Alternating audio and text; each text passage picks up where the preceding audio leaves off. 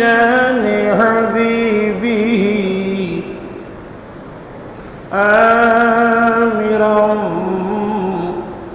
ومخبرا إن الله وملائكته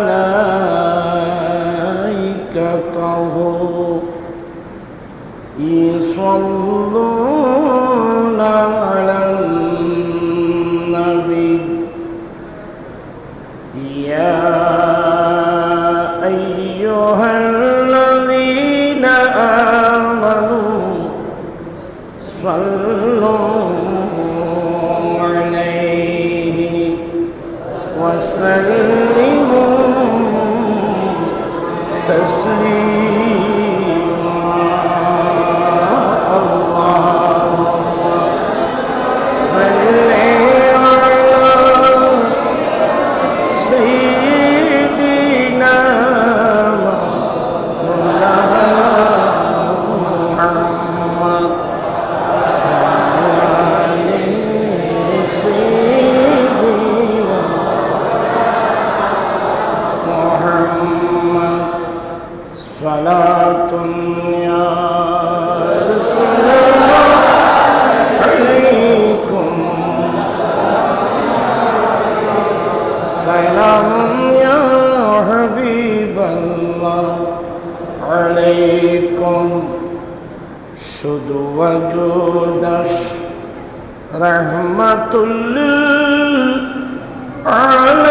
للعالمين مسجد شد ہمارو یہ زمین صلاة یا عليكم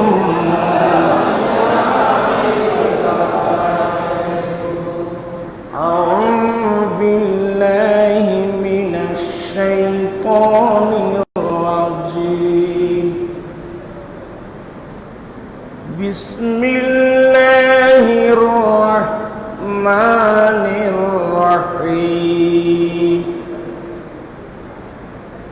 واذكروا نعمة الله عليكم إذ كنتم أعداء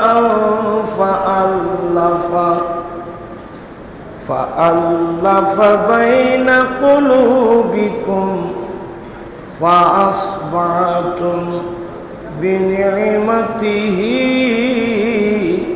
إخوانا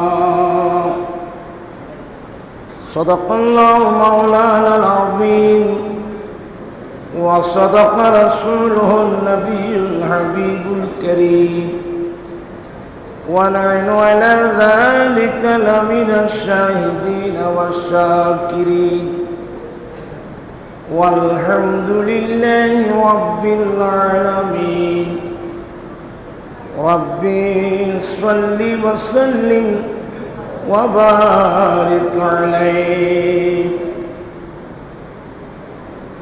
सरकार दो आलम का मिलाद मनाते हैं एक जिंदा हकीकती का एहसास दिलाते हैं उपस्थित অধ্যকার আলহাজ আব্দুস সত্তার জামে মসজিদ প্রাঙ্গণে অত্র মসজিদ কমিটির ব্যবস্থাপনায়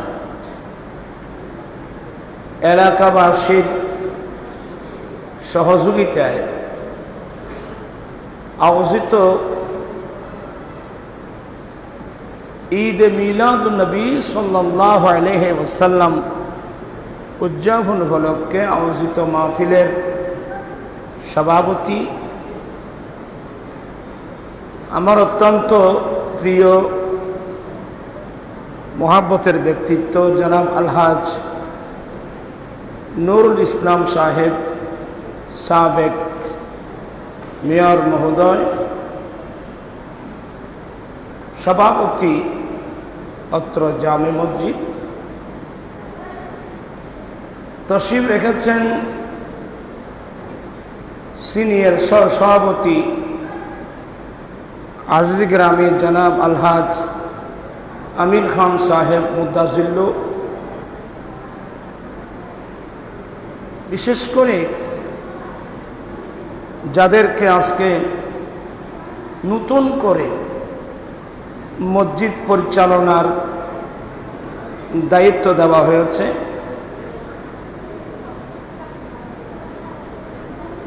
সমস্ত সহসভাপতি, সাধারণ সম্পাদক সহ কমিটির প্রত্যেক সদস্যবৃন্দ, বিশেষ করে অত্র মসজিদের খতিব সাহেব, পেশ ইমাম সহ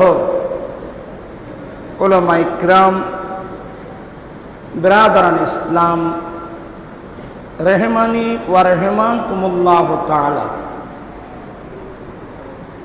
বিশেষ করে আমার আঞ্জুমানে রাজাবিয়া নুরিয়া বাংলাদেশের নেতৃবৃন্দ,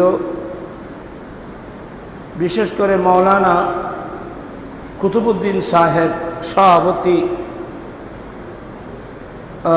আঞ্জুমানে রাজবিয়া নুরিয়া পৌরসভা, যুগ্ম মহাসচিব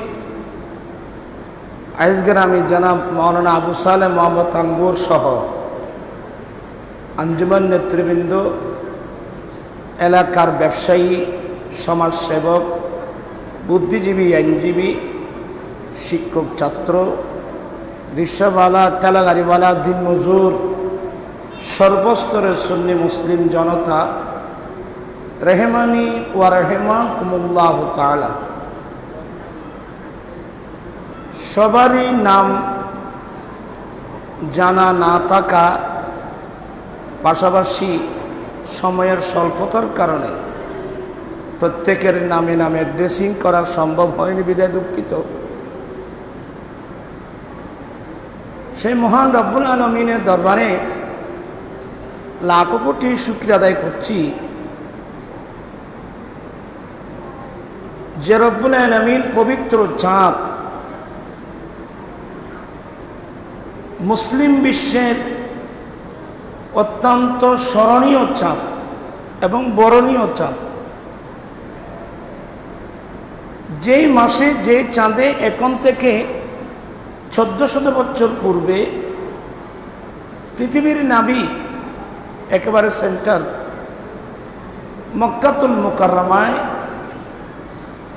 কুরাইশ বংশে বনু হাশিম গোত্রে মা আমেনা রাদিয়াল্লাহু তাআলা আনহার ঘরে তশরিফ এনে গোটা বিশ্ববাসীকে ধন্য করেছেন। বিশেষ করে আমরা যারা মুমিন মুসলমান, আমরা ধন্য। সেই নবীর আগমনের আনন্দ প্রকাশ করার উদ্দেশ্যে আয়োজিত নুরানি ইমানি মাহফিলে যোগদান করে কোরআন সুন্নাহর আলোচনা শুনে নিজের ঈমান আকীদা মজবুত করার, আমলি জিন্দেগি দুরুস্ত করার তৌফিক দান করেছেন। সে রব্বুল আলামিনের দরবারে লাখো কোটি শুকরিয়া আদায় করছি। সবাই উচ্চস্বরে বলুন আলহামদুলিল্লাহ।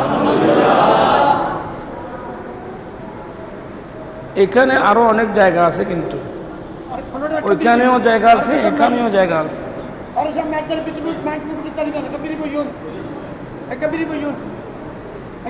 আপনাদের শুকরিয়া আদায় করছি যারা মাহফিলে এসেছেন।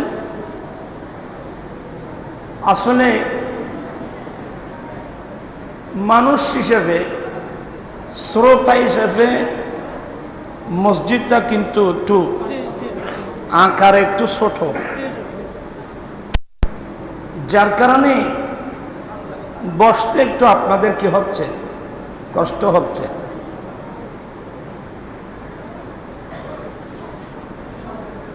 যেই কাজের মধ্যে কষ্ট বেশি সেই কাজের মধ্যে সওয়াব বেশি।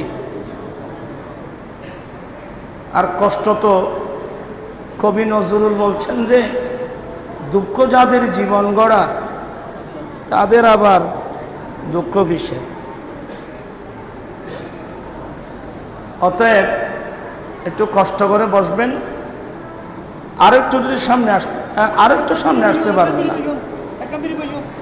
এই ফুল লুনি তুললে ফেলুন, লইয়ের এক জায়গায় রাখি দেননি, এই আরেকটা সামনে আসেন, একটু কষ্ট করে বসেন। আল্লাহুম্মা সাল্লি মাওলানা মুহাম্মদ সাইয়্যিদিনা।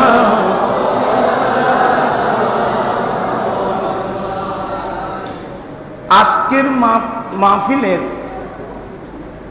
বিষয়বস্তু ভিন্ন, একটিমাত্র উদ্দেশ্য আল্লাহর নিয়ামত পেয়ে আনন্দ প্রকাশ করা। আলহামদুলিল্লাহ, আল্লাহর নিয়ামত পেয়ে আনন্দ প্রকাশ। খুব মনোযোগ সহকারে শুনবেন। মহান রব্বুল আলামিন কোরআনে পাকের মধ্যে অনেক কাজের নির্দেশ দিয়েছেন, যেমন আকিমুস সালাহ, তোমরা নামাজ কায়েম করো, ওয়া আতুজ যাকাত, তোমরা মালের যাকাত দাও। রমজান মাসে শাহরু রমাদান আল্লাযী উনজিলা ফীহিল কুরআন হুদাল লিন-নাস ওয়া বায়্যিনাতিন মিনাল হুদা ওয়াল ফুরকান ফামান শাহিদা মিনকুমুশ শাহরা ফালিয়াসুমহু। এই আয়াতের মাধ্যমে রব্বুল আলামিন রমজান মাসে রোজা রাখার নির্দেশ দিয়েছেন। অপর আয়াতের মধ্যে আল্লাহ সামর্থ্যবান মানুষকে জীবনে একটিবার আল্লাহর ঘরে হজ করার নির্দেশ দিয়েছেন। নামাজ পড়ো, রোজা রাখো, মালের যাকাত দাও, আল্লাহর ঘরে হজ করো। এগুলো যেভাবে মহান রব্বুল আলামিনের নির্দেশ। এই ছেলে তোমরা কথা বলবা না, ওখানে কয়েকজন মজবুত ভলান্টিয়ার থাকা দরকার।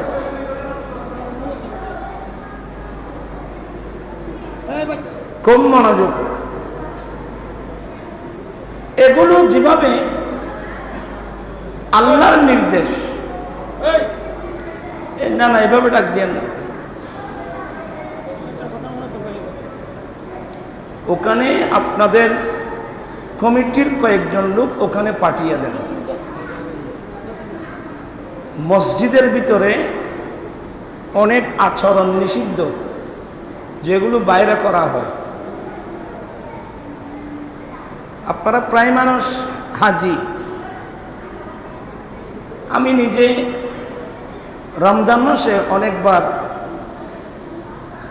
হারামাইন শরীফানে যাওয়ার নসিব হলো। লক্ষ লক্ষ হাজিল হারামাইনদেরকে ইফতারি দিচ্ছেন, কিন্তু একটা শব্দ নাই।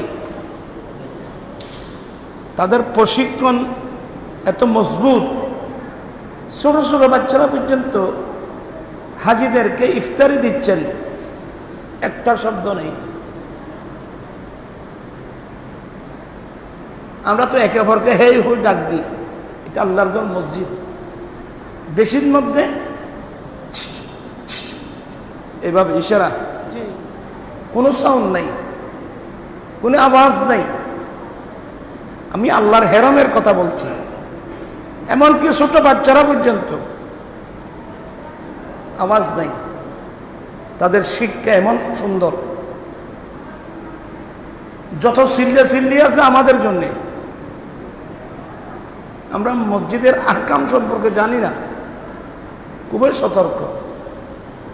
আল্লাহ পাক সবাইকে শরীয়তের বিধিবিধানগুলো জানার বুঝার, আমল করার তৌফিক দান করো, আমিন। ছেলেরা তোমরা কেউ আওয়াজ করবা না, আওয়াজ করলে তোমরা গুনাহগার হবে বাবু। যাই হোক, আমি যে কথাটা বুঝাতে চেয়েছিলাম, নামাজ পড়ো, রোজা রাখো, হজ করো, যাকাত দাও, মহিলাদেরকে বলে তোমরা পর্দা করো, এগুলো যেভাবে আল্লাহর নির্দেশ, ঠিক তেমনি ভাবে আল্লাহর নিয়ামত পেয়ে আনন্দ প্রকাশ করা, এটাও আল্লাহর নির্দেশ। আজকের আলোচনাটা কিন্তু শুধু আনন্দ প্রকাশ। কিসের উপর? আল্লাহর নিয়ামতের উপর। আল্লাহ যে আমাদেরকে নিয়ামত দিয়েছেন, আমার পূর্বক্ষণে বোধহয় খতিব সাহেব বলছিল নাকি, আল্লাহ বলেন কুল বিফাদুলিল্লাহি ওয়া বিরহমাতিহি ফাবিযালিকা ফালিয়াফরাহু। হে রাসূল, আপনি তাদেরকে বলেন আল্লাহ যে তোমাদেরকে দয়া করেছেন, আল্লাহ যে তোমাদেরকে রহমত দান করেছে, তো আল্লাহর দয়ার রহমত পেয়ে ফাবিযালিকা ফালিয়াফরাহু, তাদের উচিত সেটার উপর আনন্দ প্রকাশ করা। আল্লাহর দয়ার রহমত পেয়ে আনন্দ প্রকাশ করা এটা বেদাত নয়, এটা ইবাদত, কারণ এটা আল্লাহর নির্দেশ, এটা আমার সিগা। হে নবী, আপনি তাদেরকে বলেন আল্লাহ যে তাদেরকে দয়া করেছেন, রহমত দান করেছে, দয়া রহমত পেয়ে তাদের উচিত আনন্দিত হওয়া, আনন্দ প্রকাশ করা। তো আল্লাহর দয়ার রহমত পেয়ে আনন্দ প্রকাশ করা এটা কেমন কাজ? আল্লাহ বলেন হুয়া খায়রুম মিম্মা ইয়াজমাউন। আল্লাহর দয়ার রহমত পেয়ে আনন্দ প্রকাশ করা এটা তাদের জীবনে যতগুলো সওয়াব এরা সঞ্চয় করেছে, তাদের জীবনে যতগুলো সওয়াব এরা সঞ্চয় করেছে, সবচেয়ে উত্তম হলো আল্লাহর নিয়ামত পেয়ে খুশি উদযাপন করা। চিৎকার দিয়ে বলুন না সুবহানাল্লাহ। তো ঈদ মিলাদুন নবী রাসূল পাকের জন্ম দিবস, নবীর আগমন, অর্থাৎ এই নবিকুল সম্রাট আল্লাহ চাইলে তো আমাদেরকে মূসা আলাইহিস ইসলামের উম্মত বানাতে পারতেন। দাউদ আলাইহিস ইসলাম, ঈসা আলাইহিস ইসলাম, ইসহাক আলাইহিস ইসলাম, লূত আলাইহিস ইসলাম, নূহ আলাইহিস ইসলাম, যে কোনো নবীর উম্মত তো আল্লাহ বানাতে পারতেন। হ্যাঁ, কিন্তু আল্লাহর একটা স্পেশাল দয়া, আল্লাহ আমাদেরকে অন্য কোন নবীর উম্মত না বানিয়ে আল্লাহ যে আমাদেরকে স্পেশাল এই নবীর উম্মত বানালেন। এই নবী না আসলে এই নবীর কলমা পড়ার সুযোগ তো আমাদের হতো না, আর কিছু লাগবে না। আল্লাহ যে আমাদেরকে ইমামুল আম্বিয়া দিলেন, আমার মতো রিক্সাওয়ালা, ঠেলাগাড়িওয়ালা, দিন মজুর, সমাজের মধ্যে আমার 2 পয়সার কোনো মূল্য নাই, কিন্তু আমার সমাজের মধ্যে মূল্য নেই, বুঝে না। উম্মতে মুহাম্মদের দফতর করলে এই গুনাহগারের নাম পাওয়া যাবে। এর চেয়ে বড় আনন্দ একজন মুসলমানের লাইফে, একজন মুসলমানের জীবনে এই নবীর উম্মত হওয়ার চেয়ে বড় আনন্দ পৃথিবীর কোনো মুসলমানের জন্য আর নাই। এই জন্যে ঈদ মিলাদুন নবী এটা বেদাত নয়, এটা ইবাদত। আপনাদেরকে বুঝতে হবে নবীর আগমন দিবস আনন্দ প্রকাশ, সবাই শিক্ষিত লোক, এখানে সবাই নামাজি, মাথায় টুপি, উজু বানিয়ে মানুষ মসজিদে আসছেন। কোরআন তেলাওয়াত হলো। আমার ভাই, আমার ছোট আজিজ, কি নাম? আরিয়ান ইবনে আমির, ছোট্ট বাচ্চা, কত সুন্দর নাচ পড়লো। দোয়া করবেন আল্লাহ তার এরম আমল হায়াতের মধ্যে আল্লাহ কুচু কুচু বরকত দান করো। নাচ শুনলাম, কার নাচ? রসুল পাকের গান, রসুল পাকের নাচ শুনলাম, কোরআন তেলাওয়াত শুনলাম, কোরআন সুন্নাহর আলোচনা হচ্ছে, নবীর উপর দুরূদ পড়া হচ্ছে। এখানে শরীয়ত বিরোধী কোনো কাজ আপনারা দেখতে দেন? এই আনন্দ ইবাদত, এই আনন্দ বেদাত নয়, এই আনন্দ ইবাদত। এই আনন্দের নাম ঈদে মিলাদুন নবী সাল্লাল্লাহু আলাইহি ওয়াসাল্লাম। একজন নাথা বড় সুন্দর লেখছে, আমি বিভিন্ন জায়গায় পড়ছি। আজি ঈদ মিলাদুন নবী মাহফিল চলতেছে, আজি ঈদ মিলাদুন নবী আনন্দে উল্লাসে সারা জগৎ ভরেছে, আজি ঈদ মিলাদুন নবী।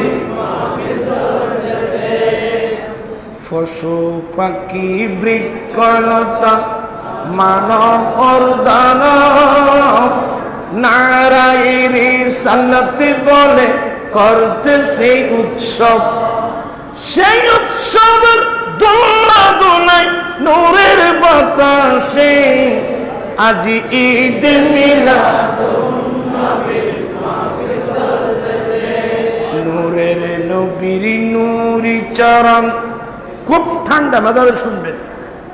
নূরের নবীর নূরি চরণ যেদিন পাই ভুবন, আর দুঃখ মুছিয়া লাভ করিল স্বর্গীয় জীবন। নূরের নবীর নূরি কদম যেদিন পাই ভুবন, দুঃখ মুছিয়া লাভ করিল জান্নাতি জীবন। মারা গাছের ডালে ডালে ফুল ফুটেছে, মারা গাছের ডালে ডালে ফুল ফুটেছে, আজি ঈদ মিলাদুন নবী মাহফিল চলতেছে, আজি ঈদ মিলাদুন নবী মাহফিল চলতেছে। এই নাটটা যিনি লিখছেন ওনার নাম শমসু, মারা গিয়েছেন, রাঙ্গুনিয়া বাড়ি। আল্লাহ জান্নাত নসিব করুক। শমসু বলে যেই মানুষের জীবন কি সাজায়, দুরুস সালাম কিয়াম মিলাদ নাতে মুস্তাফা।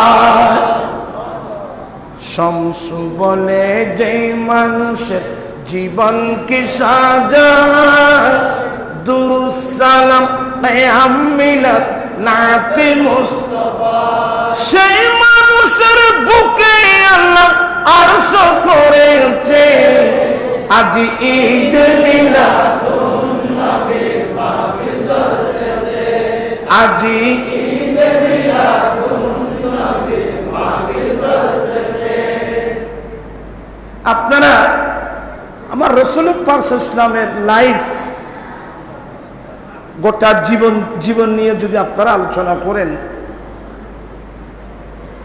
কিয়ামত পর্যন্ত আনন্দ প্রকাশ করলেও এই নিয়ামতের শুকরিয়া আদায় করা কারো পক্ষে সম্ভব হবে না।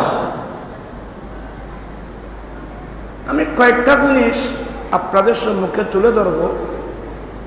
প্রথমে আমি যে আয়াতটা পড়ছিলাম, আল্লাহ বলেন উযকুরু নি'মাতাল্লাহি আলাইকুম ইয কুনতুম আ'দাআ। বান্দা, যখন তোমরা একে অপরের শত্রু ছিলে, একে অপরের দুশমন ছিলে,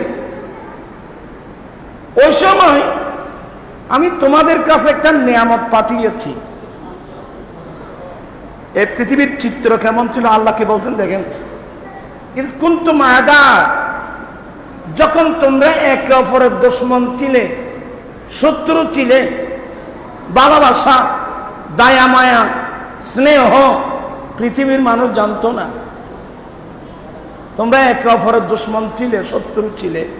ওই সময় আমি তোমাদের কাছে একটা নিয়ামত পাঠিয়েছি।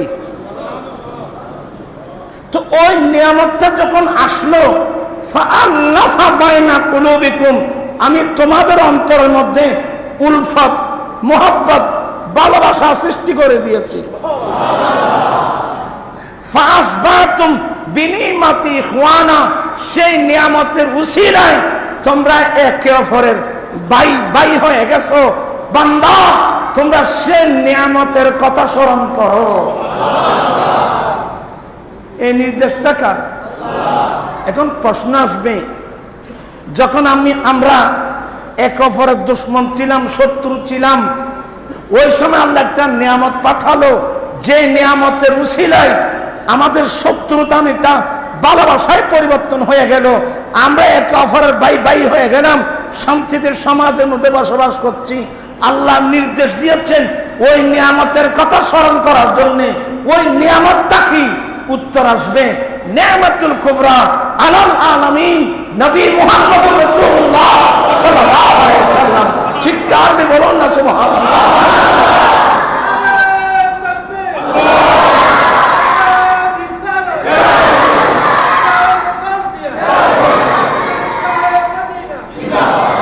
মূলত আল্লাহর নিয়ামতের স্মরণ কথা মানে আল্লাহর নবীকে স্মরণ করার কথা বলছেন। কার স্মরণ? আল্লাহর নবীকে স্মরণ করার কথা, কারণ এটা আল্লাহর বড় নিয়ামত। নবী আসছেন, ভালোবাসা আসছে। নবী আসছেন, ভালোবাসা আসছে, মায়া আসছে। আমি একটা লম্বা হাদিস বলবো, কেউ ওর ছেলেদেরকে একটু নিষেধ করেন।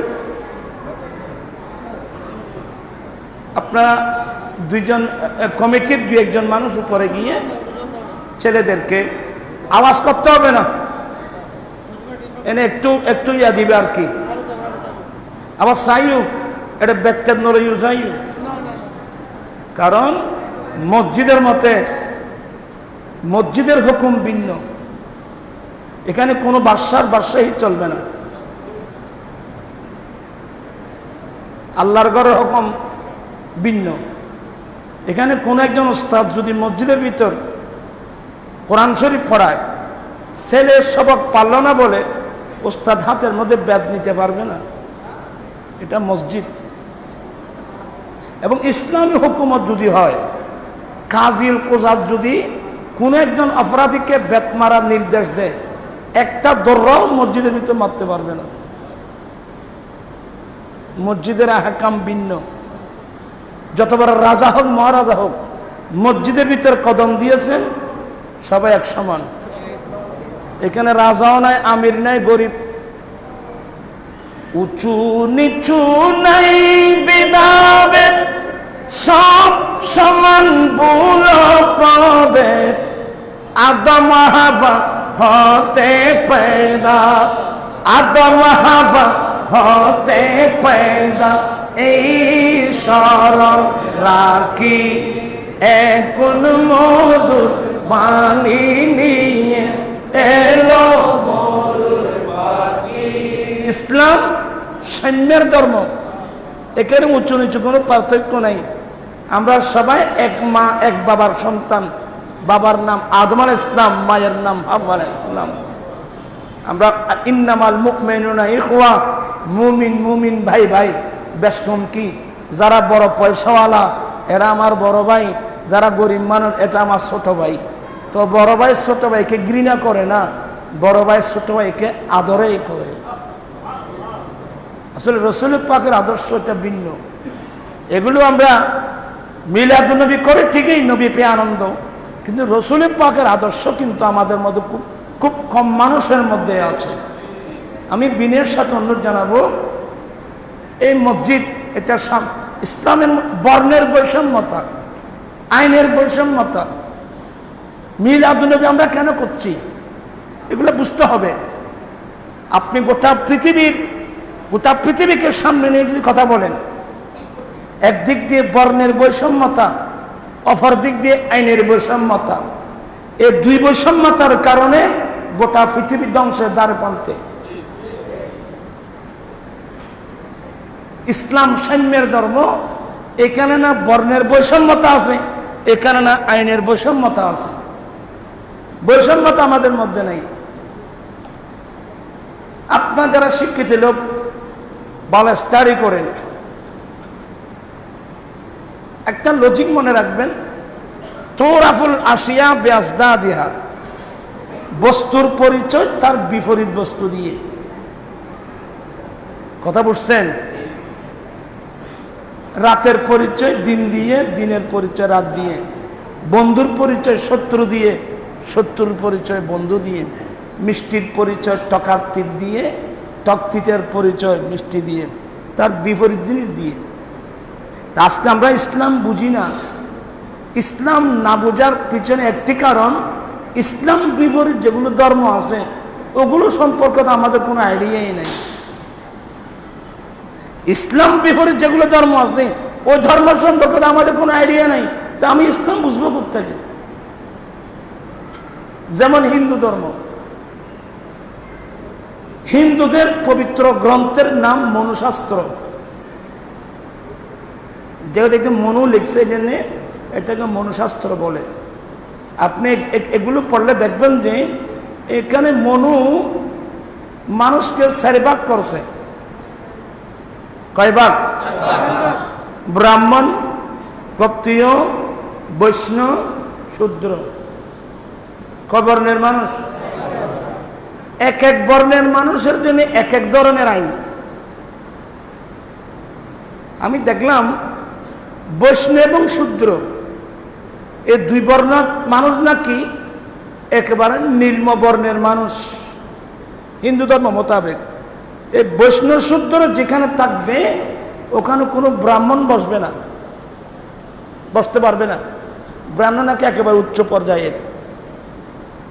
এই 2 বর্ণের মানুষ যদি তাদের পবিত্র গ্রন্থ বেদ, পুরাণ, অথর্ব বেদ, অনেক বেদ আছে, এগুলো পড়ছে, এটা যদি আদালতে প্রমাণিত হয় মন আইন করছে, তার জিব্বা কেটে ফেলবে।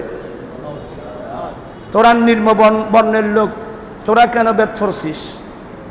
এই জন্যে হিন্দু ধর্ম মোতাবেক দেখবেন যে যখন সকারাত শুরু হয়, ছেলে হোক মেয়ে, তাকে টেনে ঘর থেকে বের করে ঘরের সামনে আঙ্গিনা আছে না, আঙ্গিনার এক পাশে তুলসী গাছ, তুলসী গাছের নিচে ফেলে চলে আসে।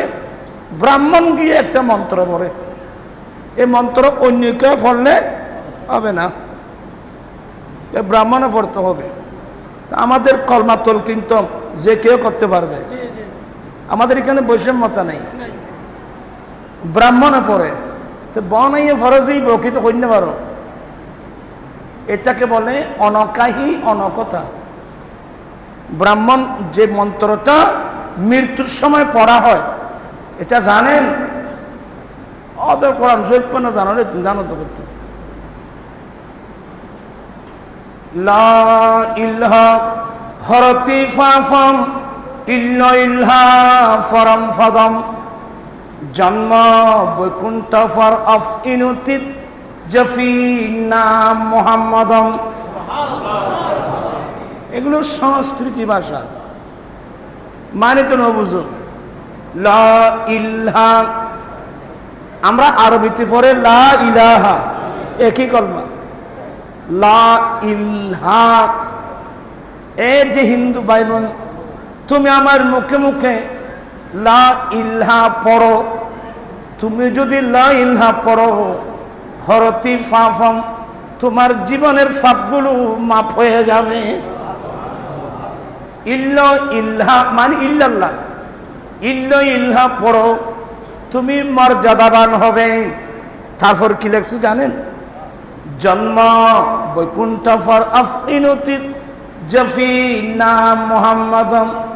এই যে হিন্দু ভাই বোন, তুমি যদি আজীবন স্বর্গে বাস করতে চাও, স্বর্গ মানে ব্যস্ত, তুমি যদি বা তোমরা যদি আজীবন স্বর্গে বাস করতে চাও, তুমি সব সময় মুহাম্মদের নাম জপ।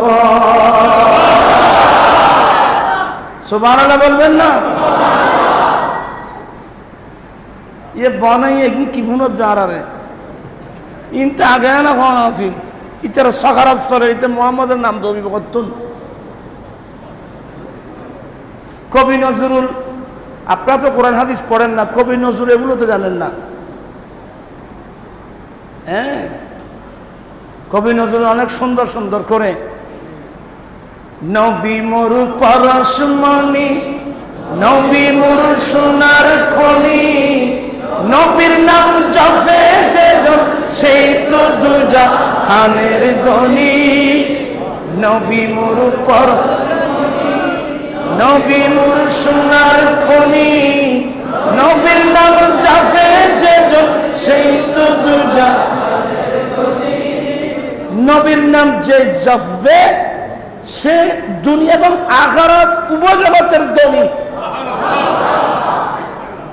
ওই যে হিন্দু বেদের মধ্যে আছে তুমি যদি আজীবন স্বর্গে বাস করতে চাও তুমি সব সময় মুহাম্মদের নাম জপো।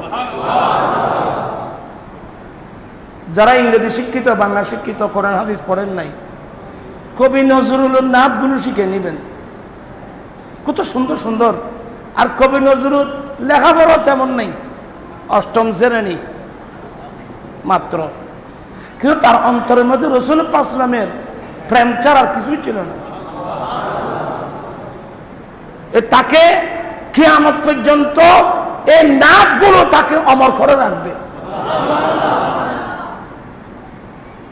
তার অন্তরের মধ্যে এতগুলো কথা আসলো কোত্থেকে? মুহাম্মাদের নাম জপেছিলি বুলবুলি তুই মুহাম্মাদের নাম জপেছিলি বুলবুলি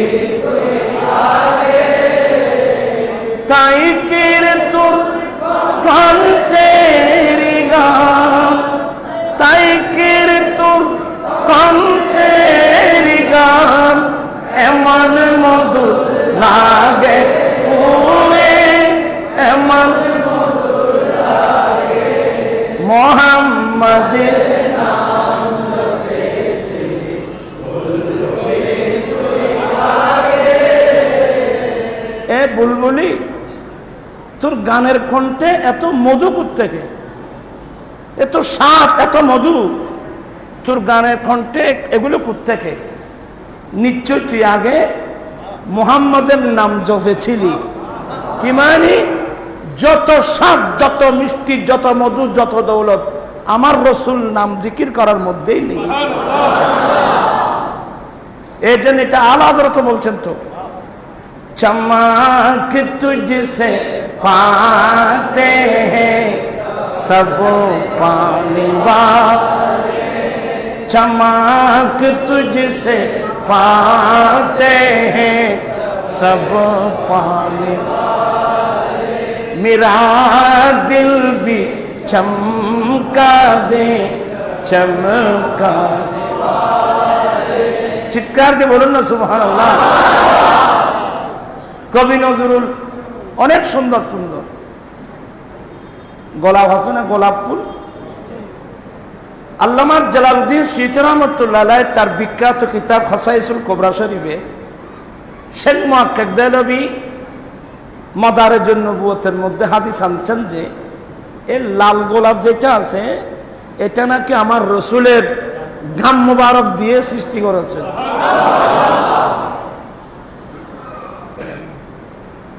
আমার নবী না, আমার নবীর ঘাম মুবারক কেমন কেমন খুশবু এটা যদি একটু অনুভব করতে চান আপনি বাগান থেকে লাল গোলাপ এনে শুকাবেন।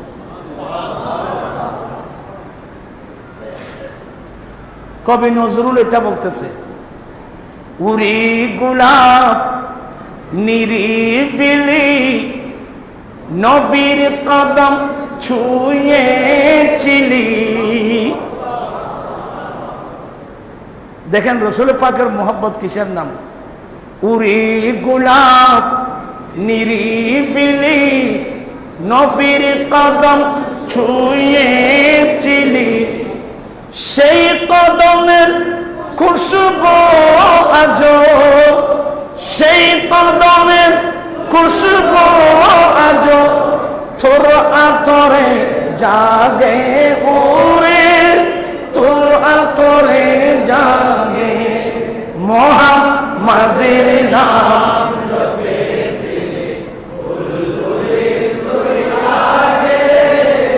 মুহাম্মাদের নাম জপেছিলি, তাই কীর্তন কণ্ঠের গান এমন মধুর লাগে ওরে, এমন মধুর লাগে। ওই বোমর আছে না, বোমর চিনেন?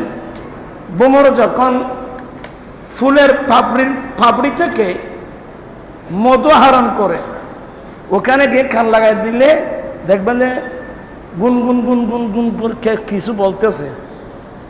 ওই বোমর কিছু বলতেছে, বোমর বোমর। তো কবি নজরুল বলতেছে যে উরি বোমর তুই কি প্রথম ছুঁয়েছিলি নবীর কদম, উরি বোমর তুই কি প্রথম ছুঁয়েছিলি নবীর কদম, গুনগুনিয়ে সে খুশিকি, গুনগুনিয়ে সেই খুশিকি জনশরে গুল বাগে উরে, জনশরে গুল বাগে। মুহাম্মাদের নাম জপেছিলি,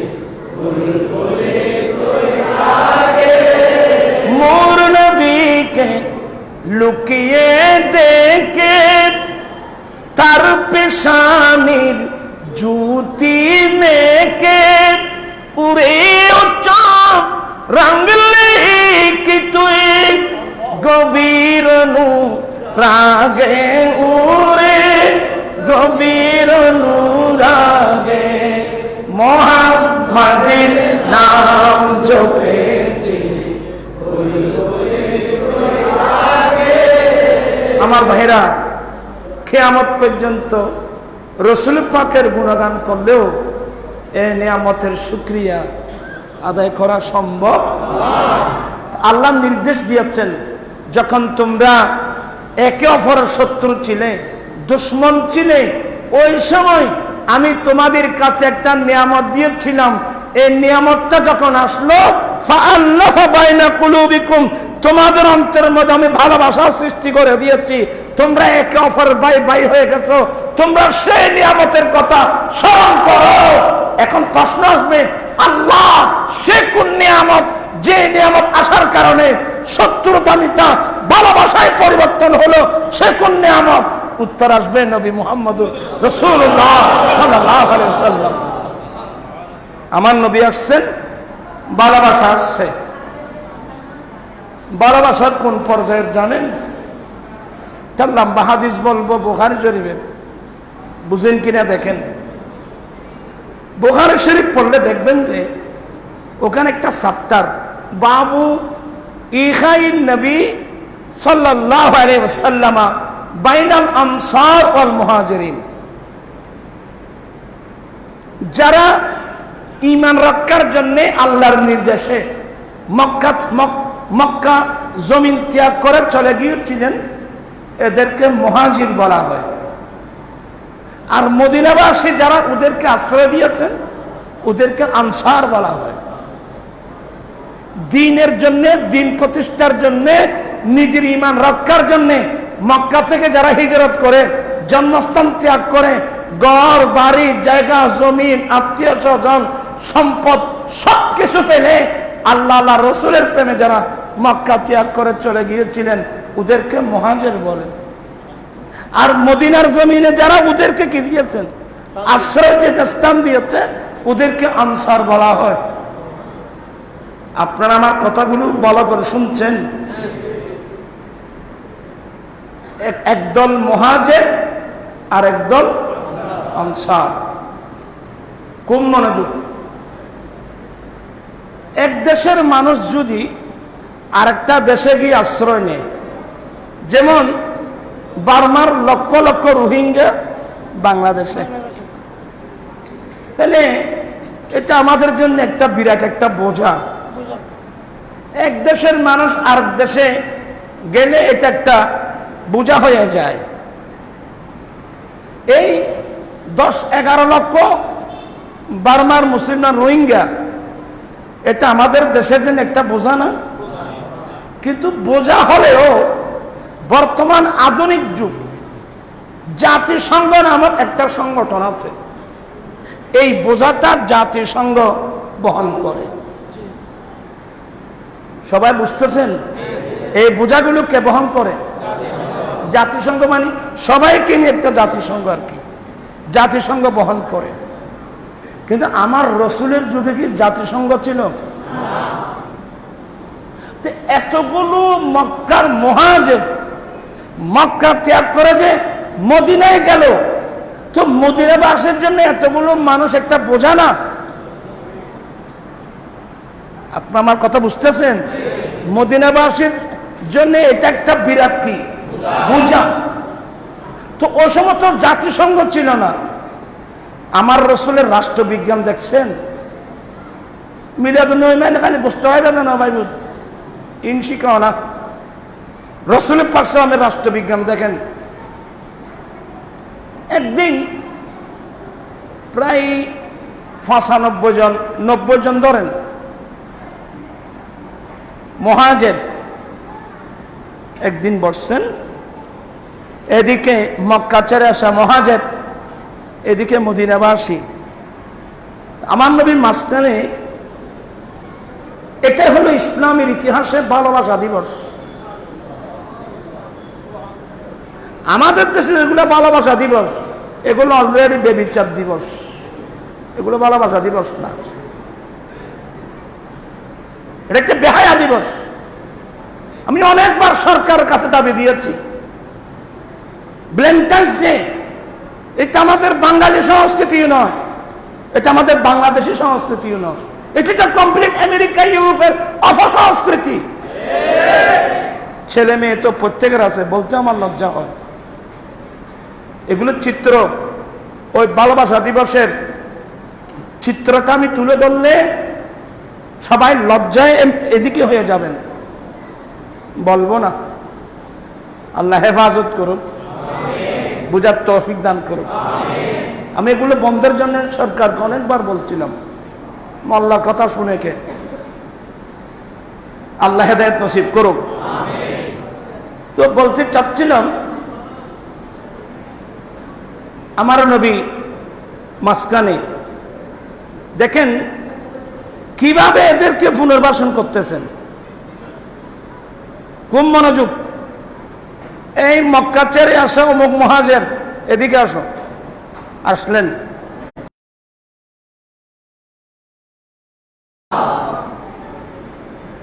ইয়া রাসূলুল্লাহ, আমি ভাই হিসেবে গ্রহণ করলাম। ইনি কি মারফেডের ভাই? উনার বাড়ি মক্কা, উনার বাড়ি মদিনায়। আমার নবী কি বানিয়ে দিলেন? ভাই। বলে ওদিকে যাও। অর্থ বুঝছেন? ভাই বানিয়ে দেবার অর্থ হলো আজ থেকে তার থাকা খাওয়া যাবতীয় বিষয় ওই মদিনাবাসীর উপর উঠাই দিলেন। যাও, ওদিকে যাও। এইভাবে এতগুলো মুহাজিরিনদেরকে মদিনার জমিনে আমার নবী পুনর্বাসন করলেন। আমি আজকে শুধু দুইজন ব্যক্তির কথা বলবো। আখা রাসূলুল্লাহ সাল্লাল্লাহু আলাইহি ওয়াসাল্লাম বাইনা সাদ ইবনে রাবি ওয়া বাইনা আব্দুর রহমান ইবনে আউফ, এটা বুখারীর রিওয়ায়াত। ওই দুইজন ওগুলোর মধ্যে এ আব্দুর রহমান ইবনে আউফ, ইয়া রাসূলুল্লাহ, আসো এদিকে আসো, এ মদিনার অমুক আনসারী সাদ ইবনে রবি, আর সামনে আসো। আসলেন, এ সাদ ইবনে রবি, আমি আজ থেকে আব্দুর রহমান ইবনে আউফকে তোমার ভাই বানিয়ে দিলাম। বলে ইয়া রাসূলুল্লাহ, আমি তাকে ভাই হিসেবে গ্রহণ করলাম। যাও ওদিকে যাও। আজকে শুধু দুজনের কথা বলবো। দুই ভাই পিছনে গিয়ে বসে কি বলছেন জানেন? খুব মনোযোগ। হযরত আব্দুর সাদ ইবনে রবি বলেন, এ আব্দুর রহমান, তুমি তো আজ থেকে আমার ভাই। বলে হ্যাঁ, নবী বানিয়ে দিয়েছেন। ভাইয়া মন ছোট করো না। ইন্নী আকসারুল আনসারে মালান, আমি মদিনা শরীফের আনসারীদের মধ্যে সবচেয়ে বড় সম্পদশালী মানুষ। খুব ঠান্ডা মাথায় ওয়াজগুলো শুনবেন। আমি ইন্নী আকসারুল আনসারে মালান, আমি আনসারীদের মধ্যে সম্পদের দিক দিয়ে সবচেয়ে সম্পদশালী। ইন্নী উকসিমু মালি বিনিসফাইন, ভাইয়া আমি এখানে বসে আমি আমার সমস্ত সম্পদগুলো দুই ভাগে ভাগ করলাম। এটার নাম ভালোবাসা, এটার নাম ভ্রাতৃত্ব। উনি সবচেয়ে বড় সম্পদশালী। উনি নবীর দরবারে ঘোষণা দিলেন, আমি আমার সমস্ত সম্পদ দুই ভাগে ভাগ করলাম, যেহেতু তুমি আমার ভাই। অর্ধেক সম্পদ তোমার, আর অর্ধেক সম্পদ আমার। এবার যারা এক হাত জায়গার জন্য ভাই ভাইকে জবাই করে দিচ্ছ, কিয়ামতের মাঠে নবীর সামনে মুখ দেখাতে পারবে? এক হাত জায়গার জন্য, এক বিরোধ জায়গার জন্য, এক হাত জায়গার জন্য নিজের রক্তের ভাই মারফতের ভাইয়ের সাথে যুদ্ধ করতেছ, মারপিট করতেছ, মামলা করতেছ, জবাই করে দিচ্ছ। তুমি মুসলমান নও, তুমি মুসলমানের কলঙ্ক। তোমার কাছে কি ভ্রাতৃত্ববোধ আছে? দেখেন, হে আব্দুর সাদ ইবনে রবি, আপনার সম্পদ তো আগে ছিল, কই আগে তো কাউকে দাও নাই। আজকে এখানে বসে তোমার এতগুলো সম্পদের অর্ধেক সম্পদ তুমি দিয়ে দিচ্ছ। এই ভালোবাসা মহব্বত করতে বলে এটা আমার রসুলে আনছেন। মিলাদুন নবী এমনি করি আমরা, এগুলো স্টাডি করি না তো, আমরা গবেষণা করি না তো। ইনি বলছেন যে, কিছু বলছেন না, শুধু ইন্নী উকসিমু মালি বিনিসফাইন, আমি আমার সমস্ত সম্পদ দুই ভাগে ভাগ করলাম। ইনি শুধু শুনছেন। তারপর কি বলছেন জানেন? ভাইয়া, আপনার বাড়ি মক্কা শরীফ, ঘর বাড়ি সবকিছু ফেলে আসছো, চিন্তা করো না। বেয়াদবি মাফ করবেন, আমি পয়সাওয়ালা মানুষ। আমার ঘরে আমার দুজন সুন্দরী স্ত্রী আছে। আমার ঘরে আমার দুজন সুন্দরী স্ত্রী আছে। আমি তোমাকে পারমিশন দিলাম, তুমি আমার ঘরে যাও, আমার দুটা স্ত্রীকে দেখবা। ফাইয়ু আজাবুহুমা, আমার কোন স্ত্রীটা তোমার বেশি পছন্দনীয়, ফাসাম্মিহালি, তুমি এসে আমাকে নাম বলে দাও। বলে আপনার অমুক স্ত্রী আমার বেশি পছন্দনীয়। ফাউতাল্লিকুহা, আমি সাথে সাথে আমার সেই স্ত্রীকে তালাক দিয়ে দেব। ফাইদান কাদাত ইদ্দাতুহা, তালাকের পরে যখন ইদ্দত শেষ হয়ে যাবে, ভাইয়া তুমি তাকে বিবাহ করে দাও। এই ভালোবাসা ইসলাম ছাড়া পৃথিবীর কোন ইতিহাসের মধ্যে দেখাতে পারবেন? নবী কোন ধরনের ভালোবাসা আনছেন, আশ্চর্য। আচ্ছা, ইনি কি বললেন? এখানে আমাদের শিক্ষণীয় বিষয়, এরা গায়ে চলা পুরুষ, আমরা তো ছেলের জন্য বনতে গেলে আবি আইটি আবেদন দিবে, ভিক্ষুক মিসকিন আবি আইটি আবেদন দিবে, তো তো আর তো আগিলে দিয়ে দিতে তুমি মিসকিন নে খাতালম দিবে কি নে ইয়েন্দ মানুষের মধ্যে বিজ্ঞাপতা এসে গেছে, আত্মমর্যাদা মানুষের মধ্যে নাই। এই সাহাবা কি উত্তর দিলেন শুনেন, বেশি ওয়াজ লাগবে না। ইনি কি বললেন জানেন?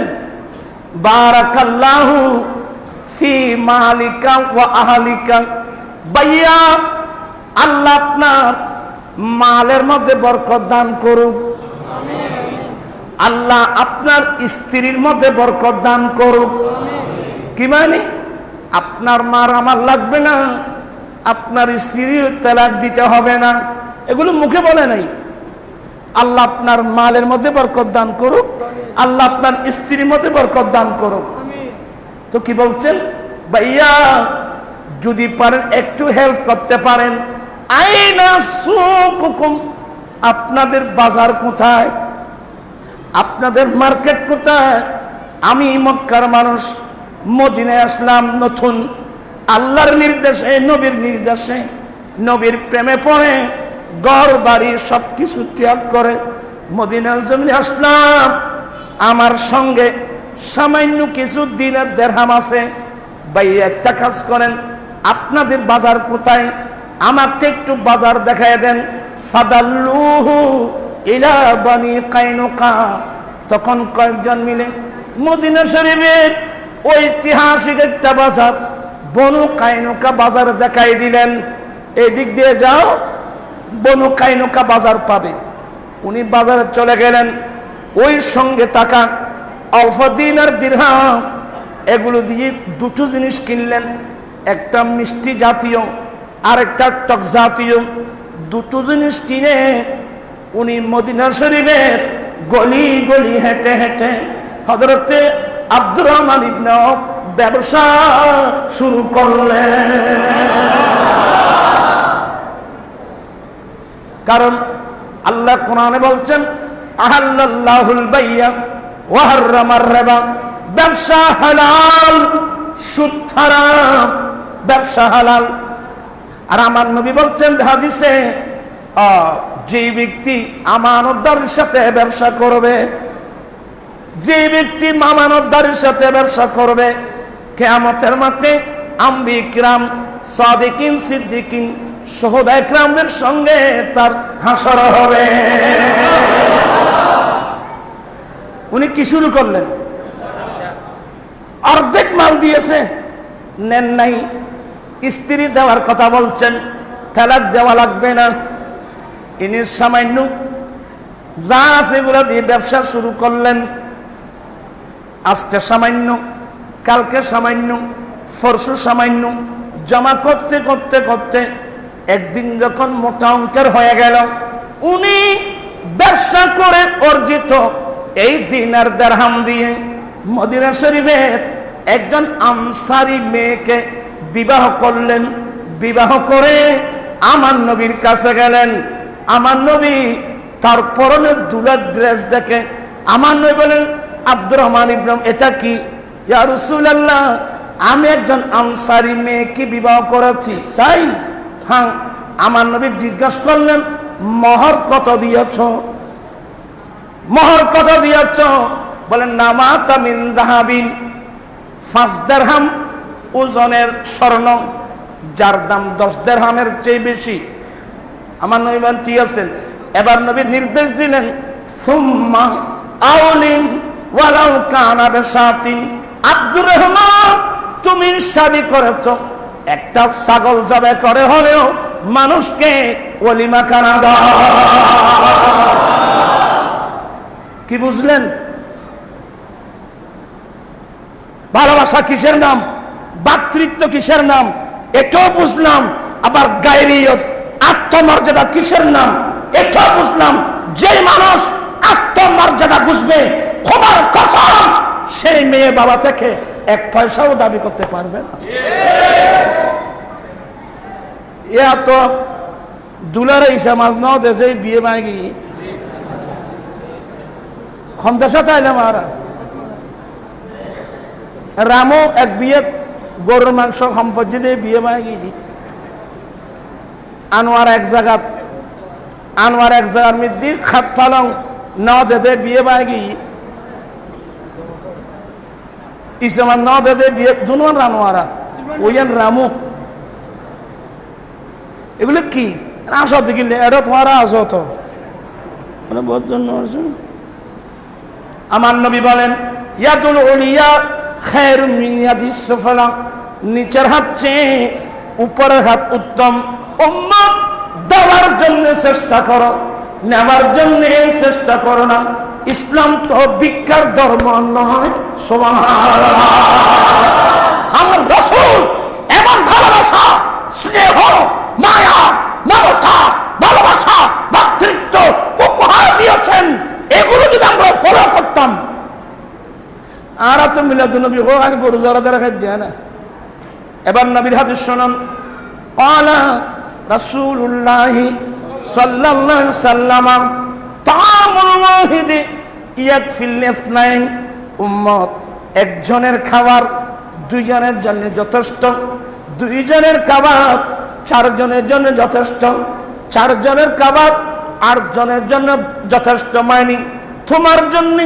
যেগুলো রান্না করছো তুমি একলা সবগুলো খেও না আটজন গরিব মিসকিনকে ডেকে নিয়ে একসঙ্গে বসে খাও দুজনের এই পেট ভরে যাবে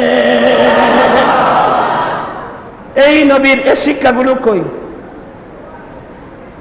কি মায়া লাগাইলা মদিনা মাকে আরে কি মায়া লাগাইলা মদিনা মাকে আমি যখন আপনাদের দোয়ায় আমি তো মক্কায় মদিনা পাকে প্রায় 30 বারের উপরে গিয়েছি জানি না কি করছি আল্লাহ জানে রমজান শরীফে যখন গেলাম এখানে একটু মশলা খেয়াল রাখবেন আর অবস্থানে যে আসর আর আজান হয় এটা আমাদের হানফি মাযহাব মোতাবেক অক্ত হবে না এই জন্য আমি দেরি করে রুম থেকে বের হই ওরা যখন আসর পড়ে তখন আমাদের হানফি মাযহাব মোতাবেক আসর অক্ত হবে না ওরা তো নামাজ পড়ে বের হয়ে গেল এত সুন্দর আল্লাহ গুলো কি দিবা নাই কোনো এত সুন্দর ছেলে ফট করে আমাকে এভাবে ধরে ফেললো কিরে ফয়বার এলে বেড়াকা ধরে ফেলেন আমি তো হাদিস পড়ছি মদিনা শরীফের ছেলে মদিনাবাসীকে আঘাত দেওয়া যাবে না মদিনাবাসী মানা ফরিদ সবাই ছিল না কিরম হিন্দি হিন্দি আই নাই হিন্দি हिंदी अरे खुदून मौलाना साहब माशाल्लाह फिर वो एतगुन हुजूर वाला दिए आप भाई जाना दो दी भाल लगे এখন চলে আলহামদুলিল্লাহ আমির ভাই দোয়া দিয়ে দেন অধিবেশী সব বলে মারহাবা এই ছেলেটা আমাকে জড়িয়ে ধরলো ওই ফিরে যেন রুটি টানি না গু মানুষ ন মাত্র তোরা বল ফিরে রুটি টানি নাও দেখুন না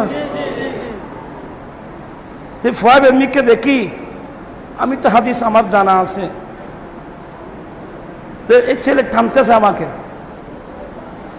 আর দেশত খুদুন মানুষ যদি কিছু না জানো তো এনে হ্যাঁ সারা আটটা খোঁয়া ফেলা কে আগে যাচ্ছে তোরা ও এক কিনে দুইজনে ধরছি বেখিনি তাহলে কিনি তারা আরে টান খাই না গুই ও ফিরে রুটি খাই নেই গেলি আগে তোরা যা নিবি না গুজা আরে সাজি ফোয়াদ এই ছেলে দুটা ঠেনে আমাকে ঢুকাই ফেললো মসজিদে নববী শরীফে আমি তো নামাজ পড়তে আসতেছি দেখলাম ওখানে গিয়ে ওরা এই ফিলার থেকে ওই ফিলার পর্যন্ত ওরা সফ অর্থাৎ দস্তরখান বিছিয়ে আছে দস্তরখান এই ফিলার থেকে ওই ফিলার পর্যন্ত যতগুলো হাজি ওখানে যাবেন, ওদেরকে কি করাবেন? ইফতার করাবেন। ইফতার করাবেন কি মানে? তুই আর এটা ইফতার গরম করবি, এলে ঠানিয়ে নিয়ে গো, আর হলে তো এক আটটা খোয়া বেড়েছেন। খবরদার, এরা মদিনাবাসী।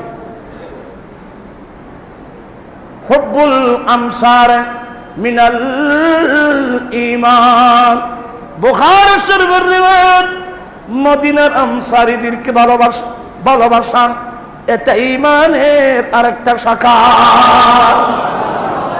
মদিনাবাসীকে ভালোবাসা, হ্যাঁ, হুব্বুল আমসার মিনাল ঈমান, আনসারীদেরকে ভালোবাসা এটা ঈমানের একটা অঙ্গ। কি রে, ব্যাপারটা কি? কারণ আনসারীরা আমার নবীকে যে ভালোবাসা দিয়েছেন এটা বিরল। কথার নাম লতা বাড়িতে গুজেরি। হুনাইন যুদ্ধের গনিমতের মাল আমার নবী বন্টন করছিলেন। আমি ব্যাপক আলোচনা করতেছি, যে যতটুকু পারেন আর কি স্মরণ রাখতে। বলতেছিলাম আমার নবী গনিমতের মাল বন্টন করছেন, তখন মদিনা শরীফ মোবাইলটা কেন বন্ধ করে দিতেন ভাই ভোট?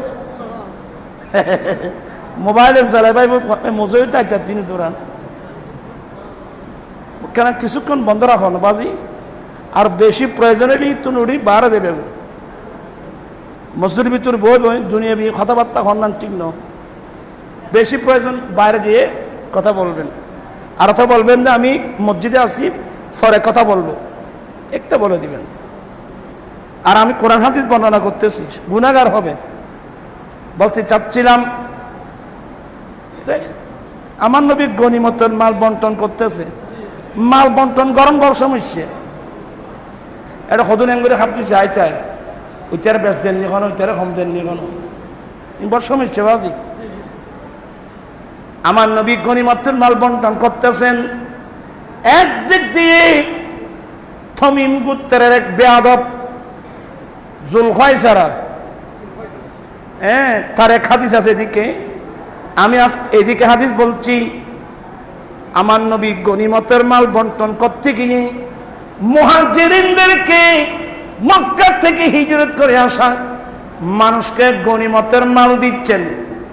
ওই পিছনে কিছু মদিনার আনসারী যুবক, ইয়াং যুবক আমার নবীর সমালোচনা করতেছে।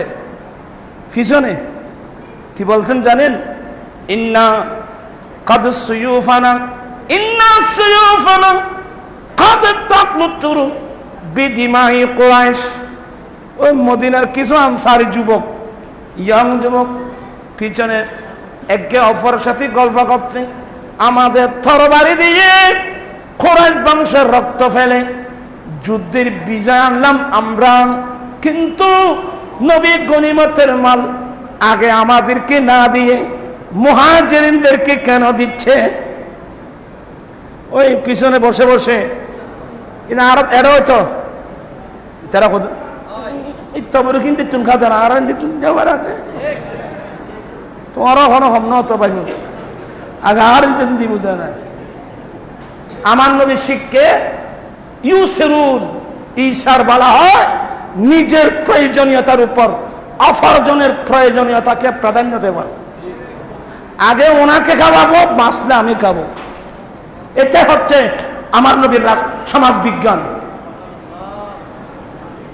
যেমন আমার নবীর দরবারে থাকতেন 70 জন সাহাবা, গরিব, তার মধ্যে একজন আবু হুরায়রা।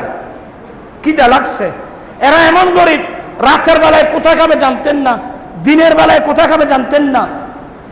মনে মনে মনে হ্যাঁ আমার নবী কখন আসতেছেন, আমার খিদে লাগছে। ঠিকই আমার নবী হুজরায় গেলেন, আমাদের আম্মার কাছে জিজ্ঞাসা করলেন খাবার কিছু আছে? নবীকে এক পেয়ালা দুধ এদিকে দাও। আমার নবী দুধের পেয়ালা নিয়ে হুজরা থেকে বের হলেন। বের হয়ে আবু হুরায়রা দেখতেছেন, মনে মনে খুশি, আমার খিদে লাগছে মারাত্মক। নবী হাতের মধ্যে পেয়ালা করে কিছু আনতেছেন, এখন আমাকে দিবেন, আমি খাবো। ঠিক আছে, আমার নবী এনে আবু হুরায়রা টান, এই পেয়ালা টানো। আবু হুরায়রা সাহায্য ঠিক আর দেননি। আবু হুরায়রা বলে আমাকে দিলেন। আমাকে দেওয়ার পরে সাহাবা ইকরামের আদর্শ, নবীর পারমিশন ছাড়া খেতে পারবে না। হ্যাঁ, আবহাওয়া দুধের পেয়ারা নাও নিলাম, অপেক্ষা করছিলাম আমাকে খাবার জন্য নির্দেশ দিচ্ছেন কিনা। আমার নবী বলেন, এ আবু হুরায়রা, এ দুধের পেয়ালা নিয়ে এখানে তোমার আরো 69 জন বন্ধু আছে, লাইন ধরে ওদেরকে দুধ পান করায় আনো। ওই নিয়ালা জিবের বেশি বুক লাগি ইবেরে দিয়ে উচ্চারণ খাওয়াইতো। কিভাবে রাসূল উম্মতদেরকে গঠন করতেছেন, নবীর সমাজ বিজ্ঞান কিভাবে গঠন করতে। আবহাওয়া হয় মনে মনে হদ দেরি, দুধ আছে 1 পেয়ালা, আমার বন্ধু আছে 69, আমি সহ 70 জন। এই 69 জন একদুক ফান করাইলো, আয় তো জিব্বে দিলে এখন 1 ফোঁটা পাইতেন না। কিন্তু নবীর নির্দেশ, সাহাবা একরাম তো নবীর নির্দেশের বাইরে কোনো কাজ করতেন না। আর হইতাম তো না, হইল হইয়ের আগাই দুটো খাইলই। আবু হুরায়রা নবীর নির্দেশ পালন করলেন, লাইন ধরে সবাইকে দুধ পান করালেন। 69 জন বন্ধু ফ্যাট ভরে দুধ পান করলেন। এতক্ষণ আবু হুরায়রা দেখতেছে দুধের পেয়ালা থেকে দুধ 1 ফোঁটাও কমে না। কেউ জানাবে হুরায়রা था वो कैसा जामशीर जिससे 70 साहिबों को दूधों से मुंह भर गया, बंदा मिलने को करीबे हजरते का दिल गया। চিৎকার দিয়ে বলুন না সুবহানাল্লাহ। এতক্ষণ যখন 69 জন বন্ধুকে দুধ পান করালেন, দেখছেন পেয়ালা থেকে দুধ একবারে মুস্কি হাসে, ইয়া রাসূলুল্লাহ পান করাইছি। আমার রাসূল বলেন, আবু হুরায়রা এবার তুমি পান করো, এবার তুমি পান করো। এটা রাসূল পাকের তালিম, নবী উম্মতদেরকে এভাবে গঠন করেছেন। তুমি মানবতা কিসের নাম?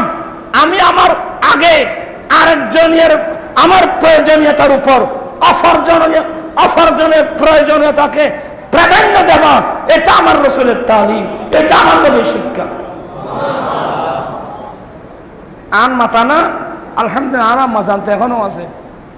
আমরা খুব দরিদ্র ফ্যামিলির ছেলে, এগুলো বললে আপনার চোখের পানি ধরে রাখতে পারবেন না। আম্মা যে চুলে জ্বালাতো বৃষ্টির মৌসুমে, বজ্জেলকে দিয়ে চুলে জ্বালাই চোখে ফুইতি চোখের পানি নাকের সব একসাথে হলো। অনেক কষ্ট করে রান্না করলেন। রান্না করার পরে আগে আমাদেরকে খাওয়াতেন, আব্বুকে খাওয়াতেন, ঘরের মধ্যে কোনো কাজের লোক থাকলে তাদেরকে খাওয়াতেন। সবাইকে খাওয়ানোর পরে যদি হান্ডির মধ্যে কিছু থাকতো, লাস্টে মা খেতেন। এই দৃশ্যগুলো আমার তো এখনো মনে আছে। আমি অনেক সময় দেখলাম যে আমরা সব খেয়ে ফেলছি, আমার আম্মার জন্য কিছু নাই।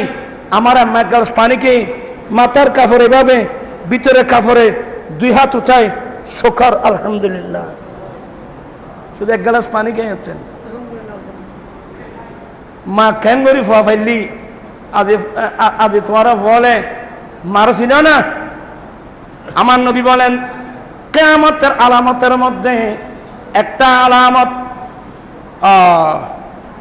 আলামাতু রাব্বাতাহা, কিয়ামতের আলামতের মধ্যে একটা আলামত হলো দাসী মালিক জন্ম দেবে। দাসী মালিক জন্ম দেবে, এটা কোন ধরনের কথা? আল আমাতু রাব্বাতাহা, দাসী মালিক জন্ম দেবে।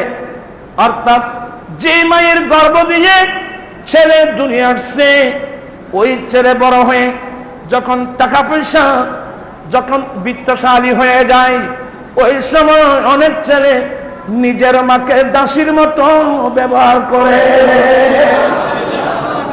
কি মানে এখন ছেলে মালিক হয়ে গেল, মা দাসী হয়ে গেল। আমার রাসূল বলছেন যখন তোমরা দেখবা দাসী মালিক জন্ম দিচ্ছে, কিমানি ছেলে নিজের মাকে দাসীর মতো ব্যবহার করে, এই মনে রাখো ফান্তাজির ইচ্ছা, তোমরা কিয়ামতের জন্য অপেক্ষা করো। অনেক ছেলে পয়সাওয়ালা হয়ে নিজের মাকে দাসীর মতো ব্যবহার করে, আর নিজের ওয়াইফের কাপড় পর্যন্ত নিজের মায়ের মাধ্যমে পরিষ্কার করা, এমন জালেম এমন দুষ্ট পৃথিবীর জমিনে আছে। তো দেখে ফায়ার মরজঙ্গ দরকার, নিজের ওয়াইফের কাপড় পর্যন্ত দোয়াচ্ছে কার দিয়ে? মা দিয়ে। নবীর হাদিস শুনে নাই? মা বাবার পায়ের নিচে আমাদের জান্নাত। আমরা ছেলেদের জান্নাত কোথায়? আর মনে করতে আর বহুত জায়গার তলে ব্যস্ত বলি, মা বাবার পায়ের নিচে ছেলেদের জান্নাত। নিজের মাকে দাসীর মতো ব্যবহার করা, সাবধান, সতর্ক। আমার রাসূল কি শিক্ষা দিয়েছেন? আমার রাসূল এসে বাবাকে দেখেন নাই, শুধু মাকে দেখছেন। আমার নবী দেখছেন শুধু কাকে? মা আমেনাকে। কয় বছর? মাত্র 6 বছর পর্যন্ত। 6 বছর বয়সে মা আমেনা আমার নবীকে নিয়ে ইসরাফে গিয়েছিলেন। আসার পথে আবওয়া নামক স্থানে এমন গায়ের জ্বর উঠল, ওখানে উনি ইন্তিকাল করলেন। ইন্না লিল্লাহি ওয়া ইন্না ইলাইহি রাজিউন। আমার নবী মায়ের খেদমত করার সুযোগ পায় নাই। কিন্তু হাদিস পড়লে দেখবেন আমার নবীর কিছু মা ছিল, শাশি ছিল। শাশিকে মায়ের মতো নবী আদর মোহাব্বত করতেন। এত আর বলছেন ভাই মায়ের ফিট বাবজি ভাই ফুটু যায় সাঁতার মাথা ফাড়াই দি, তোর ভাবনাই ফাড়াই দেব না। বাপে মারা গাইল দি মারজি, মা যায় ফরে বিচার দি, ফজে বাপের মাথা ফাড়াই দি। এগুলো আমার রাসূলের তালিম। আমার নবীর কিছু শাশি ছিল, এরপরেও আমার নবীর কিছু দুদুমা ছিল। আমার নবীকে প্রথম দুধ পান করাইছে আবু লাহাবের স্ত্রী সুহাইবা। আমার রাসূল যেদিন দুনিয়া আসছেন, আবু লাহাবের ঘরে গিয়ে সংবাদ দিলেন, মারহাবা মারহাবা। আবু লাহাব দরে বের হলো, এ সুহাইবা আজকে বুরবেলায় কিসের সংবাদ দিচ্ছ? বলে হুজুর আপনার ভাই আব্দুল্লাহর ঘরে এমন একজন সন্তান জন্ম লাভ করেছে যার সুন্দরে গোটা ঘর আলোকিত হয়ে গেছে। সুবহানাল্লাহ বলবেন না? আজ কোন আয়া হে आमिना के आंगन में नूर जगमगाया, आमिना आमिना के आंगन में, आमिना के आंगन में, आमिना के आंगन में, आमिना के आंगन में आज कौन आया है?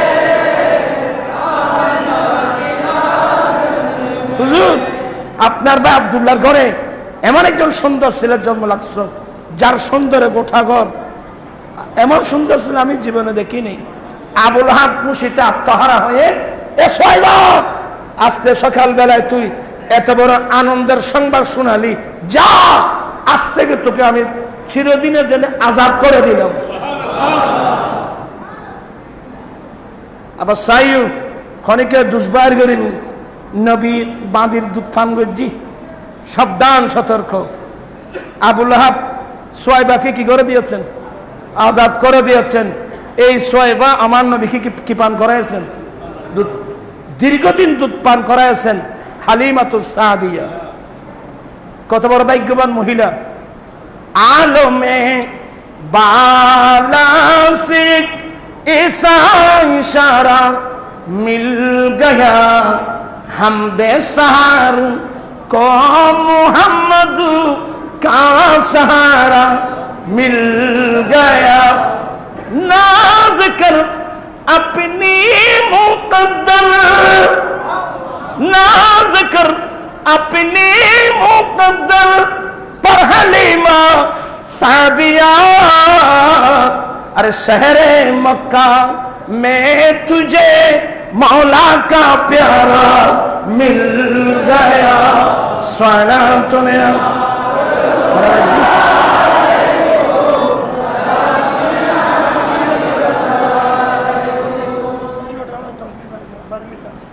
आवाज या खड़वाज्य बच्चरों इन आलोचना इन समुद्र ये वह दरिया है जिसका कोई किनारा नहीं। আমার রসুল কে দুধ পান করাচ্ছেন হালিমাতুস সাদিয়া। হালিমাতুস সাদিয়া নবীকে দুধ পান করানোর সাথে সাথে বেয়াদবি মাফ করবেন, হালিমাতুস সাদিয়ার গোটা ফ্যামিলির তকদির পরিবর্তন হয়ে গেছে, স্বচ্ছতা এসে গেছে। হালিমা সাদিয়া বলছেন যে আমি যখন বেয়াদবি মাফ করবেন, আমি মুহাম্মদ ইসলামকে যখন আমার দুধ পান করালাম, আমার দুধ পিস্তানটা যখন তার ঠোঁটের সাথে লাগলো, মুহূর্তের মধ্যে আমার পিস্তার মধ্যে দুধের জোয়ার এসে গেছে। আমার ছেলে আব্দুল্লাহ কোনোদিন পেট ভরে দুধ পান করতে পারে নাই, আজকে যখন জোয়ার এসে গেল এই সুযোগে আমি আমার ছেলেকে পেট ভরে দুধ পান করালাম। আমি হালিমা চিন্তা করলাম, আমার ছেলে দুধ না পেয়ে কাঁদছিলেন, ঘুমাতে পারি নাই, তো আমরা তো উটনির দুধ পাই নাই, আমরা পেট ভরে দুধ পান করাতে পারি নাই। স্বামীকে বলতেছে, ইয়া এই আমার মনে হয় আমার পিস্তার মধ্যে যখন দুধ আসলো নিশ্চয়ই বরকতময় ছেলের উসিলায় আমাদের উটনির পিস্তানের মধ্যে দুধ আসতে পারে। বলে চলো, তখন ওই যে হান্ডি নিয়ে যখন বের হলো, গিয়ে দেখছে যে অটোমেটিক উটনির পিস্তার মধ্যে দুধ এসে গেল। এমন ভাবে দুধ ধোয়ালো, আজকে মাত্র স্বামী স্ত্রী পেট ভরে ওঠের দুধ পান করে, ওদিক দিয়ে ছেলে মার দুধ পান করে ঘুমালো, এদিক দিয়ে স্বামী স্ত্রী উটনির দুধ পান করে ওরা পেট ভরে ঘুমালো। আমার নবী আসছেন, বরকত আসছে, আমার নবী আসছেন, মায়া মমতা আসছে, আমার নবী আসছেন, ভালোবাসা আসছে, আমার নবী আসছেন, ন্যায় আসছে, নীতি আসছে। ওই কথা শেষ করে দিচ্ছি। ওই মদিনার আনসারী কি বলল, আমাদের তরবারি দিয়ে কুরাইশ বংশের রক্ত ফেলে আমরা যুদ্ধের বিজয় আনলাম, নবী গনিমতের মাল আমাদেরকে না দিয়ে আগে কাকে দিচ্ছে? ওই মুহাজিরিনদেরকে দিচ্ছে। আমার নবী সেটাও শুনে ফেললেন, ও ফিস ফিস করে কোথায় বলছেন, আমার নবী সেটাও শুনে ফেললেন। এই জন্য কাফাররা বলতো যে এই মুহাম্মদ লাহু উজুনুন, মুহাম্মাদের সারা শরীরে খান, কোথায় কে ফিস ফিস করে বললে ওইটাও শুনে ফেলে। সুবহানাল্লাহ। আসলে আমরা তো রাসূল পাকের আদর্শ নিয়ে নবীর জীবনের লাইফ তো আমরা স্টাডি করি না। আজকে আমাদের কি অবস্থা, এগুলো বলতে গেলে চোখের পানি আসবে বাবা। আজকে সমাজে দেখতেছি নারী দর্শন, গণদর্শন, আমার তো বলতে আমার লজ্জা হচ্ছে। দর্শন তো দূরের কথা, বুখারী শরীফের হাদিস। এই যুবক শোনো, কাল কিয়ামতের কঠিন দিনে 7 প্রকার মানুষকে আল্লাহ স্বয়ং আর আরশের নিচে ছায়া দিবে। তন্মধ্যে একটা হলো সেই যুবক, যে যুবককে কোনো সুন্দরী মহিলা খারাপ কাজের প্রস্তাব করলো, আর সেই যৌবনতাকে কন্ট্রোল করতে না পারায় খারাপ কাজের প্রস্তুতি নিল। এই মুহূর্তে যদি কোনো যুবক আল্লাহর ভয় অন্তর নিয়ে, হায় আল্লাহ আমি কি করছি, কেউ দেখতেছে না, আমার আল্লাহ তো দেখতেছে, আল্লাহর ভয় নিয়ে যে যুবকটা ওখান থেকে খারাপ কাজ না করে ফিরে আসতে পারবে, এই যুবককে কিয়ামতের মাঠে আল্লাহ আরশের নিচে ছায়া দান করবেন।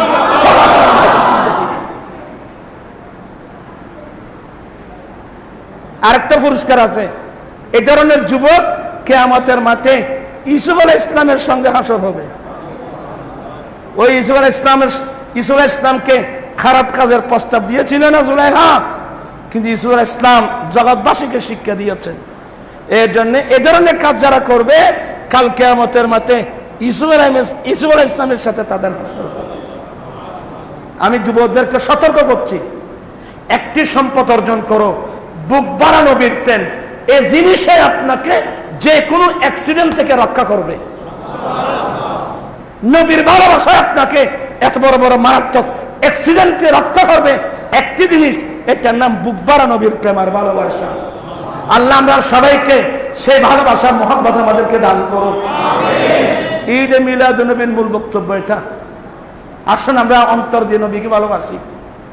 আমাদের ছেলে না পড়ে না, দয়াল তোমার কাছে আর যে জানা এই আদামে, আমি তাকতে চাই না এ দুনিয়ার সুখের পাগলে,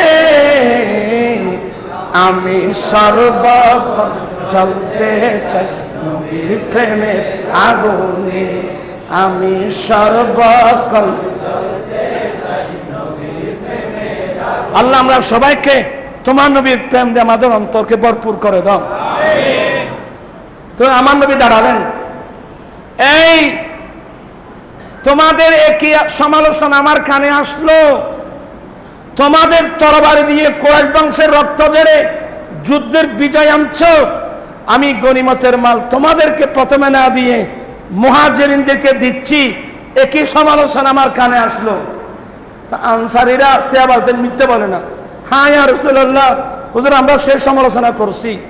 আমার নবী বলছেন, এ মদিনা আনসারী আলা তারদাউন, এই মদিনার আনসারী মক্কা ছেড়ে আসা মুহাজিররা যুদ্ধের মাঠ থেকে যাওয়ার সময় গনিমতের মাল নিয়ে যাবে।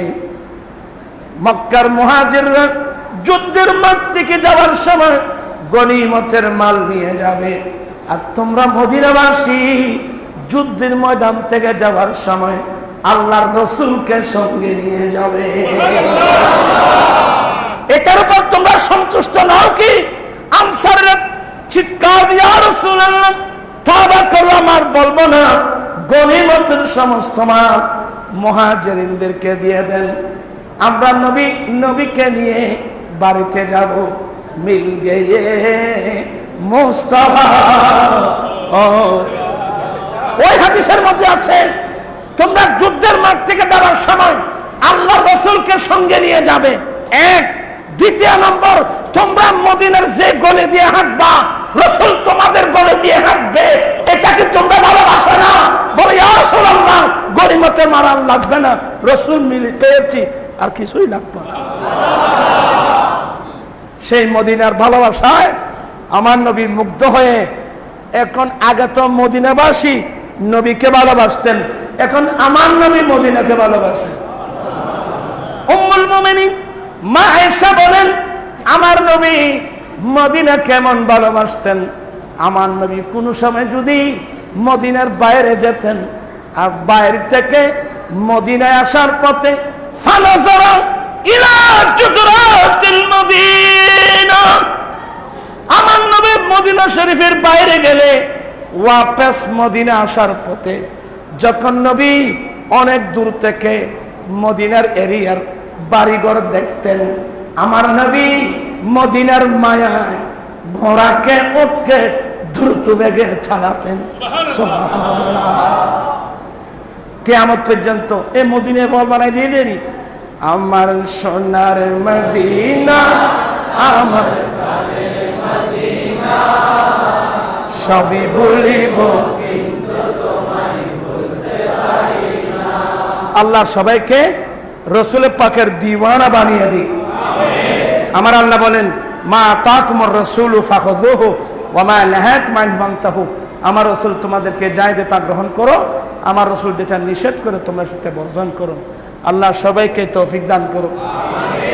এই মসজিদ যিনি দিয়েছেন আমার ভাই আলহাজ আবুল বশর সাহেব, উনি আবুধাবি, ওনার শরীরটা যদিও আবুধাবি, ওনার প্রাণটা কিন্তু এখানে।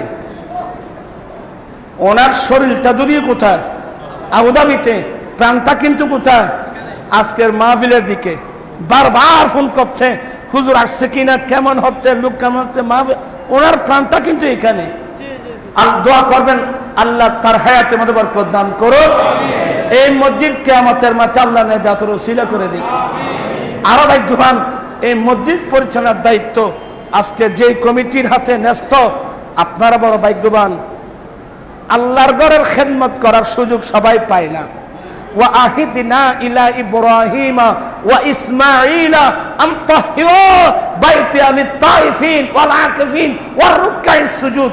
আমার আল্লাহ ইব্রাহিম আলাইহিস সালাম আর ইসমাঈল আলাইহিস সালাম দুজন থেকে অঙ্গীকার নিয়েছিলেন, তোমরা আমার ঘরকে পুনর্নির্মাণ করেছো, এখন তোমাদেরকে দায়িত্ব দিচ্ছি দুনিয়ার